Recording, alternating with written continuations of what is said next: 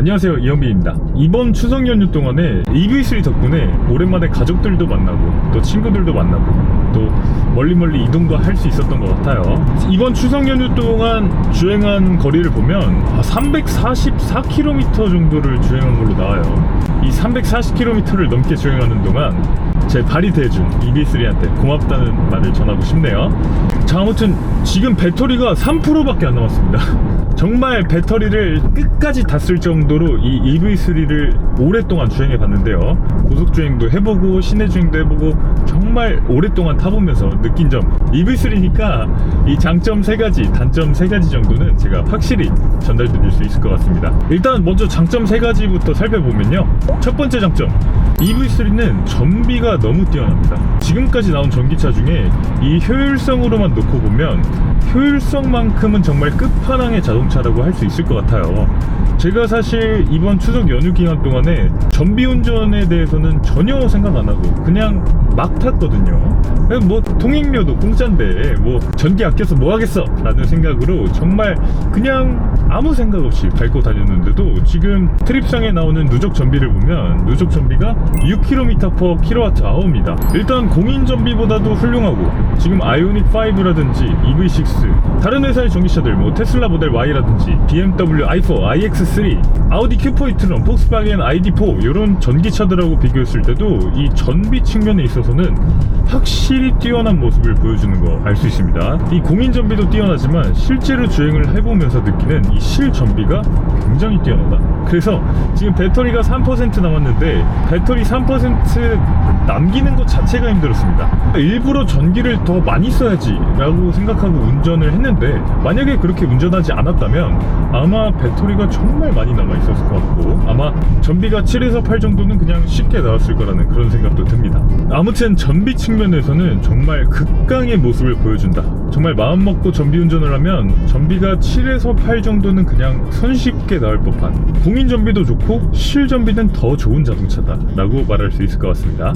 자, 그리고 EV3의 장점 두 번째, EV3는 굉장히 정숙합니다. 전기차인데 당연히 정숙하지 라고 말씀하실 수도 있는데요, 맞습니다. 전기차니까 기본적으로 조용해요. 일단 엔진음 없고 배기음이 없으니까 일단 기본적으로 전기차라서 갖고 있는 정숙함, 그건 당연히 갖고 있고요. 여러분들이 전기차라든지 하이브리드 차라든지 이런 차들을 타다 보면 의외로 더 시끄럽게 느껴지는 부분이 있습니다. 바로 로드 노이즈죠.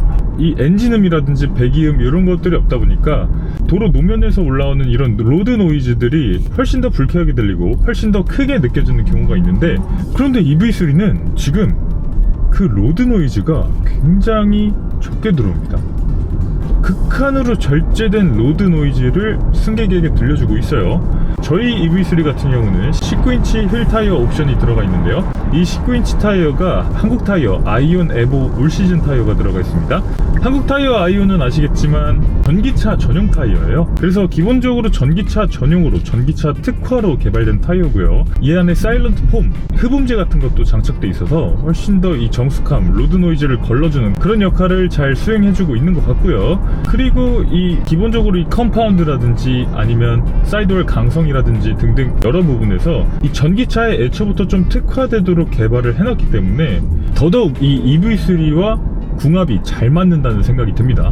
사실 요즘 들어서 어떤 분들은 전기차 타이어 그거 다 상술이다, 전기차 타이어 실제로 내연기관 타이어랑 테스트 해보니까 성능에서 별반 차이가 없더라 라는 얘기를 하시는 분들도 있는 걸로 알고 있습니다. 그런데 테스트를 해보면 그럴 수 있어요. 그러니까 전기차 전용 타이어 대 내연기관 타이어 신품 대 신품으로 테스트를 해봤을 때는 제동거리라든지 뭐 코너링 성능이라든지 구름 저항이라든지 이런 데이터들이 신품 타이어 기준으로는 결과값이 비슷하게 나올 수 있습니다. 그런데 단순히 신품 타이어 대 신품 타이어를 놓고 비교하는 건 어떻게 보면 약간은 오류일 수 있습니다. 왜냐면 전기차는 기본적으로 무거워요. 일반적인 같은 사이즈의 내연기관 자동차하고 비교했을 때 최소한 200kg 내지 300kg, 심하면 400kg, 500kg씩도 더 무거운 게 바로 전기차입니다. 그러다 보니까 이 타이어의 마일리지가 굉장히 빨리 닳는다는 특성을 가지고 있는데, 전기차 전용 타이어가 아닌 타이어들은 저분 역주행 하신다, 저분 역주행,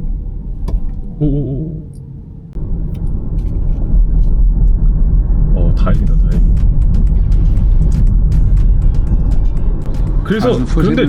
그래서 전기차 어디까지 얘기했는지 까먹었네. 전기차는 기본적으로 훨씬 더 무겁습니다. 그래서 내연기관 타이어를 끼워 놓으면 이 마일리지가 훨씬 더 빨리 줄어들어요. 이 고하중을 견딜 수 있는 컴파운드라든지 강성이라든지 이런 것들이 조금은 부족할 수 있기 때문에 사실 내연기관 타이어를 전기차에 그대로 끼워 넣게 되면 마일리지가 정말 녹는 그런 모습을 볼 수 있습니다. 실제로 제 차 같은 경우도 BMW i4인데요. BMW i4에는 내연기관용 S1 EVO 3가 끼워져 있습니다. 마일리지가 280인데 지금 5,000km, 6,000km 정도 탔는데 뒷타이어 마일리지가 거의 다 떨어져 나갔습니다. 거의 마모 한계선까지 왔어요. 그러니까 전기차에는 전기차 전용 타이어를 끼워야 된다는 건 이 마일리지도 굉장히 천천히 줄어들고 이 마일리지가 천천히 줄어드는 동안 비슷한 성능을 내준다는 거. 그런 측면에서 이 전기차 전용 타이어를 끼우는 거 저는 적극 찬성하는 쪽입니다.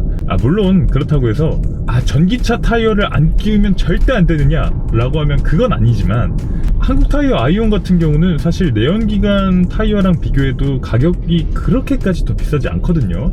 그런 것들을 생각해 봤을 때 저는 전기차에는 전기차 전용 타이어를 장착할 것 같습니다. 그게 꼭 아이온이 아니어도 전기차 전용 타이어, 요즘 다른 브랜드들에서도 많이 내놓고 있거든요. 그런 전기차 전용 타이어를 좀 끼워주는 게 좋지 않나 라는 생각이 들기도 합니다. 자, 그리고 EV3의 장점 세 번째는 생각보다 공간이 더 넉넉합니다. 일단 운전석 무릎 공간도 넉넉하지만 이 조수석 무릎 공간도 굉장히 넉넉하고요. 이 가운데 기존의 기어박스라든지 이런 부분이 있어야 되는 이런 부분이 통째로 비워지면서 개방감도 더 있어 보이고, 그리고 이 H백 자체를 Thin H백이라고 해서 굉장히 컴팩트한 H백을 만들어서 넣어놓고 있기 때문에 기본적으로 1열의 공간도 굉장히 넉넉하고요. 2열의 공간도 사실 저희 아버지도 타고 어머니도 타고 동생도 타고 친구도 타고 정말 많은 사람들이 2열에 타봤는데 2열에 탔을 때 공통적으로 하는 얘기가 굉장히 놀랍다 라는 거였습니다. 왜 놀랍냐? 이 차 겉에서 봤을 때는 굉장히 컴팩트한 차로 봤는데 실제로 2열 실내 거주 공간이 굉장히 넓다는 거예요. 일단 EV3는 전기차 전용 모델이잖아요. 그러다 보니까 레그룸 같은 것들이 굉장히 여유롭고요. 그리고 이 SUV다 보니까 헤드룸도 넉넉합니다. 그래서 2열에 친구라든지 가족들을 태우고 다니기에도 충분히 넉넉한 공간, 어쩌면 패밀리카로도 충분한 그런 자동차가 바로 EV3라는 생각이 듭니다. 그리고 트렁크 공간, 이번 추석 연휴 기간 동안에 추석 선물 과일 박스라든지 뭐 홍삼이라든지 등등 이것저것 많이 갖고 다녔는데도 불구하고 충분히 여유롭게 수납이 잘 되는 모습을 봤습니다. 그래서 저는 뭐 이 정도면 넉넉하지, 이 정도면 만족이지 뭐 라고 생각될 만한 그런 넉넉한 공간을 갖추고 있는 게 바로 이 EV3였습니다. 자, 그런데 단점 세 가지도 있습니다. 단점 첫 번째, EV3는 토크 스티어 현상이 좀 있습니다. 예를 들어서 고속도로에서 내가 앞차를 추월하기 위해서 왼쪽으로 핸들을 꺾으면서 가속을 하게 되잖아요. 그러면 차가 약간 휘청 하는 걸 느낄 수 있습니다. 그리고 직진을 하다가도 내가 가속 페달을 조금만 깊숙하게 누르면 차가 약간 오른쪽으로 기우뚱 하는 그런 토크 스티어 현상이 일어나는 걸 제가 예민해서 그런지 모르겠지만 그런 것들이 느껴집니다. 사실 전기차 전용 모델에서는 이런 일이 일어나면 안 된다고 생각하거든요. 왜냐면 모터가 중앙에 있고 이 축의 길이가 같으면 사실 토크 스티어 현상이 전기차에서는 쉽게 겪을 일은 아니라고 생각하는데 니로 EV라든지 코나 일렉트릭의 파워트레인을 그대로 가져온 걸까요? 일단 저희가 그 부분에 대해서는 조금 더 살펴보고 칼을 또 리프트에 띄워보고 이런 것들을 하면서 조금 더 자세히 알려드릴 수 있도록 하겠습니다. 지금 어쨌든 주행하는 느낌만 봐서는 이 내연기관을 변형했던 전기차처럼 모터를 조금 한쪽으로 치우쳐 놓고 축의 길이가 조금 다른 게 아닌가 라고 생각이 되거든요. 어쨌든 정확한 건 저희가 이 EV3를 리프트에 좀 띄워보고 이 파워트레인 배치가 어떻게 돼 있고 이런 것들을 확인하면서 조금 더 정확한 정보를 전달드릴 수 있도록 하겠습니다. 자, 그리고 EV3의 단점 두 번째, 고속 안정성이 조금 부족합니다. 그러니까 사실 이런 시내 도로를 달릴 때 이 5030의 대한민국 도로, 시내 도로에서는 정말 부족함이 없어요. 이보다 더 좋을 수는 없습니다. 사실 이것보다 더 필요하지도 않고 이보다 더 좋을 수는 없습니다. EV3는 정말 이 5030 대한민국 시내에서 달리기에는 최고의 전기차예요. 정말 스무스하고 그러면서도 내가 가속력이 필요할 때는 그 가속력을 한꺼번에 쫙 몰아주는 그런 파워까지 갖추고 있으니까 이 시내에서 달리기에는 정말 최고의 전기차라고 말해도 과언이 아닌데요. 그런데 문제는 시속 80km, 90km 이 정도의 마지노선을 딱 넘어가고 나면 차의 안정성이 급격하게 떨어집니다. 특히 고속주행 시의 직진 안정성 이런 것들이 조금 부족하다고 느껴져요. 고속으로 주행을 하면서도 약간 뭔가 흔들흔들하는 그런 느낌, 이런 것들을 조금은 느낄 수 있습니다. 그래서 이 고속 안정성이 조금 떨어진다는 거, 이런 것도 단점 중에 하나라고 할 수 있겠고요. 그리고 마지막 EV3의 단점 세 번째, EV3의 ADAS는 조금 아쉽습니다. 저희 EV3 같은 경우는 이 드라이브 와이즈 옵션을 넣었습니다. 그래서 현대기아의 지금 가장 최신의 운전자 보조 시스템이라고 할 수 있는 고속도로 주행 보조 2까지 전부 들어가 있는 자동차인데요. 사실 이 HDA2가 HDA1하고 비교했을 때 이 전면 라이더 뿐만 아니라 이 양측면에도 이 레이더를 달았거든요. 그래서 좌측, 우측에서 끼어드는 자동차를 더 잘 봐준다 라고 이야기하고 있는데, 실제로 HDA2 이 고속도로에서 써봤을 때의 느낌은 차가 끼어들었을 때 그거를 정말 잘 봐주느냐 라고 하면 사실 그거는 아니었습니다. 대한민국 도로는 어떤 도로예요? 정말 야생의 끝판왕이라고 할 수 있잖아요. 이 공간이 정말 요만큼만 있어도 그거를 비집고 딱 들어오는 게 대한민국 도로인데, 이 HDA2가 물론 기존보다 훨씬 더 좋아졌지만 아직 그런 것까지 잡아주지는 못한다 라는 생각이 들고요. 그래서 현대기아의 HDA2 운전자 보조 시스템 같은 경우는 운전자가 조금 더 믿고 맡길 수 있게 조금 더 개선이 이루어지면 좋겠다는 생각이 들고요.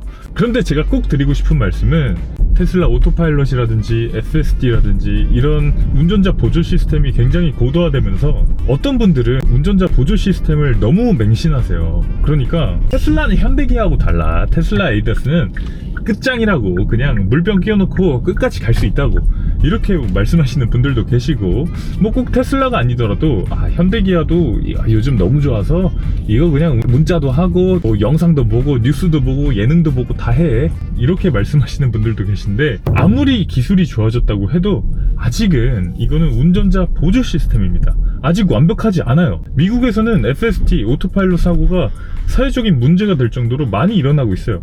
베타입니다, 베타. FSD 베타라고 하잖아요. 이 자율주행의 최고 선두주자라고 할 수 있는 테슬라도 완벽하지 않은데 이 현대기아라고 해서 완벽할 수 있겠습니까? 당연히 아니고요. BMW, 벤츠, 아우디, 폭스바겐 뭐 등등 그 어떤 제조사도 아직 완벽하지 않습니다. 그러니까 여러분들 제발 운전자 보조 시스템을 너무 맹신하지 마시고, 내가 위험 상황에서는 언제든 브레이크를 밟을 준비를 하는 게 맞다. 내가 여차하면 브레이크를 밟아서 이 차를 세울 수 있어야 된다.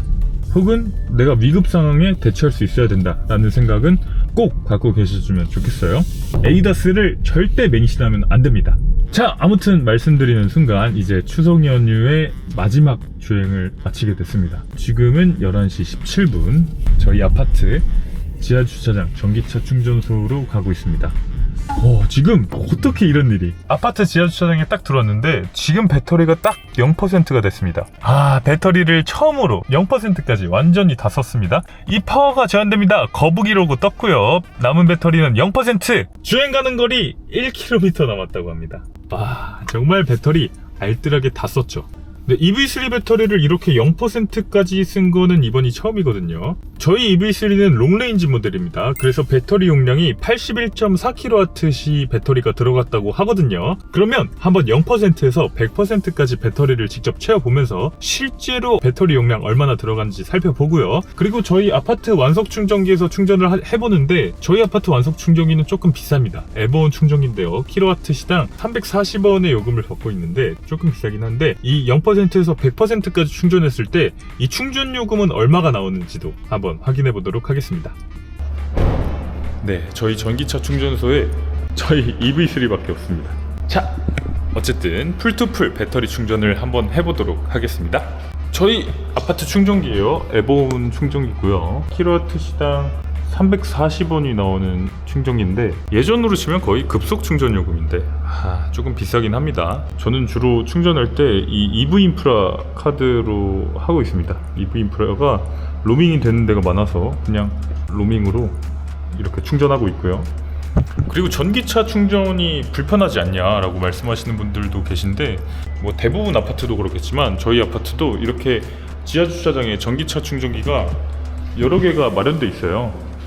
여기 3개, 저쪽도 3개, 뭐 저쪽도 3개 이런 식으로 아파트 주차장에 충전기가 넉넉하게 구비가 돼 있어서 퇴근하고 왔을 때 충전기를 꽂아놓고 다음날 아침에 출근할 때 뽑으면 항상 충전이 100%로 유지가 된다는 점에서 이 전기차를 타고 나니까 저는 오히려 이게 가솔린 차보다 편하더라고요. 가솔린 차는 어쨌든 내가 뭐 집에 오는 길이든 뭐 어디 가는 길이든 이 주유소 한 군데를 찍고 가서 그거를 또 요즘 셀프 주유소니까 뭐 기름을 넣고 뭐 별걸 다 해야 되잖아요. 그런데 전기차는 그냥 뭐 집에 그냥 집 지하에 꽂아놓고 다음날 아침에 뽑아서 가면은 충전이 다 돼 있다. 이 아파트 지하 주차장에 충전기가 잘 비치돼 있는 이런 환경에 사시는 분들은 아마 전기차가 더 편하다고 느끼실 것 같아요. 충전도 완속 충전 같은 경우는 굉장히 간단합니다. 여기서 뭐 회원카드 눌러주고요.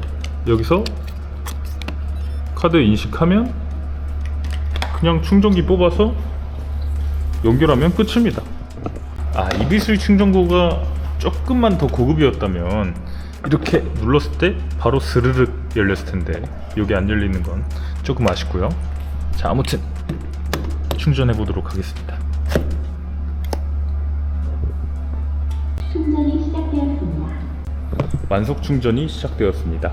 이렇게 기아 커넥트 앱에서 알림도 옵니다. 남은 충전 시간 0%에서 100%까지 배터리 충전하는데 걸리는 시간 13시간 30분이 걸린다고 합니다. 지금 주행 가는 거리 1km고요.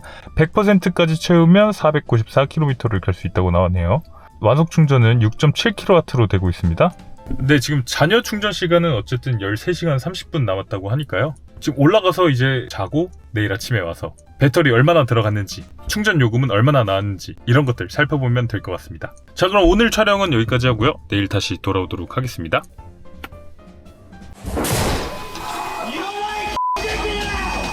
네, 이렇게 다음 날이 됐습니다. 기아 커넥터 앱에서 충전이 완료됐습니다. 이렇게 알림이 왔고요. 사실은 제가 바라는 게 조금 더 있다면 지금은 핸드폰만 갖고 다니기는 그래도 조금 불안하거든요. 디지털키 2라든지 이런 것들을 갖추고 있는데도 원격 출자라든지 이런 것도 안 되고, 또 디지털키 2가 어떨 때는 됐다가 어떨 때는 또 터치 타입으로 해야 됐다가 뭐 이런 식으로 되는 경우가 좀 있어서 아직은 실물키를 두고 다니는 건 조금 부담스러운데, 그래도 이제 점점 기아 커넥트 앱이 좋아지면서 이런 것들이 더 개선될 걸로 생각합니다. 자, 아무튼 이제 충전이 100%가 됐으니까 충전 완료 결과를 보도록 하겠습니다. 자, 충전이 종료됐고요. 충전 케이블을 분리해 보도록 하겠습니다. 이게 앞쪽에 있는 건 아무래도 우리나라처럼 후진 주차 환경에서는 조금 불편한 것 같죠. 아니면 전면 주차를 해야 되는데 전면 주차하는 것도 조금 불편한 것 같고요. 자, 여튼 이렇게 충전 완료. 충전료 3185원이 나왔습니다. 3만원이 조금 넘게 나왔고, 배터리 충전량은 88.78kWh가 나왔네요. 81.4kWh 배터리가 EV3 롱레인지 배터리 용량이 맞는데, 지금 0%에서 100%까지 충전을 해보니까 88kWh가 조금 더 들어갔습니다.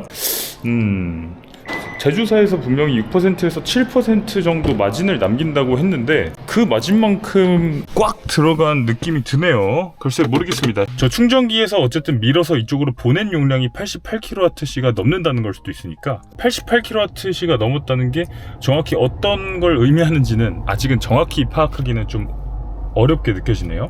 자, 어쨌든 이렇게 100%까지 충전을 완료했습니다. 그래서 주행 가는 거리는 465km.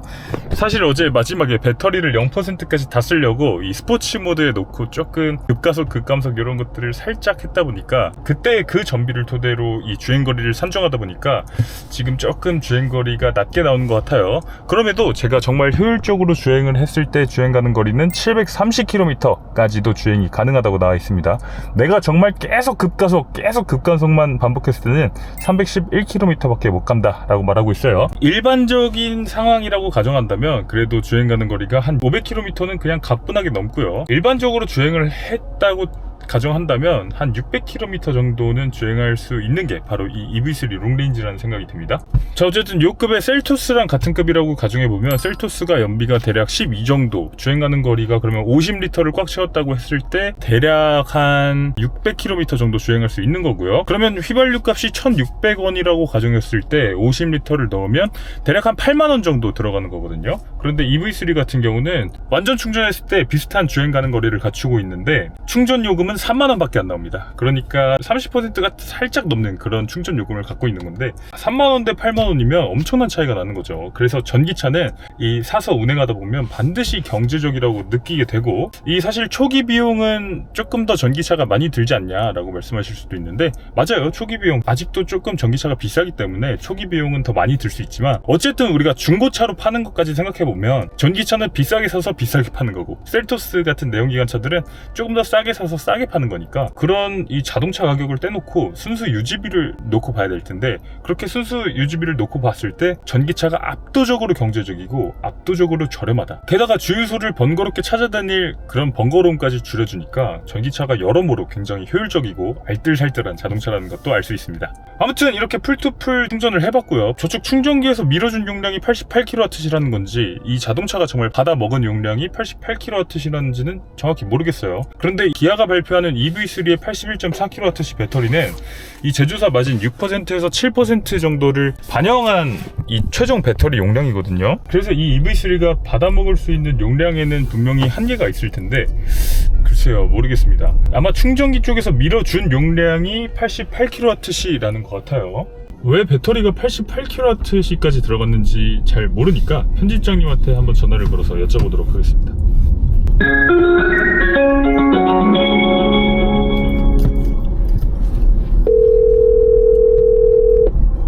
웬일이야? EV3 촬영하고 있는데 뭐 하나 여쭤보려고 전화드렸습니다. 어제 밤에 풀투풀로 0에서 100%까지 충전을 했는데